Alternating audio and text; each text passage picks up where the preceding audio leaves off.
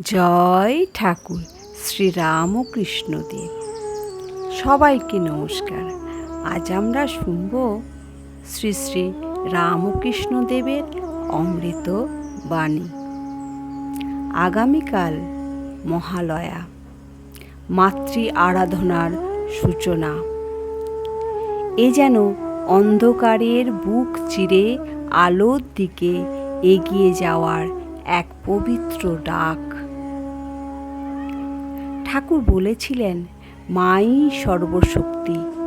জগতে যা কিছু হচ্ছে সবই মায়ের ইচ্ছায়। এই কথার মধ্যে আছে মা দুর্গার প্রকৃত উপলব্ধি।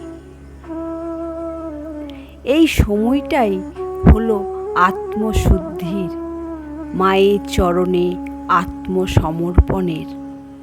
ঠাকুর আরও বলতেন, যে মাকে ভালোবাসে মা তাকে সাড়া দেন, কিন্তু মন হতে হবে একাগ্র, নিষ্কলঙ্ক। যেখানে আছে সত্য সেখানেই মা, মা সত্যে, মা প্রেমে, মা ভক্তিতে। জয় ঠাকুর শ্রী রামকৃষ্ণদেব।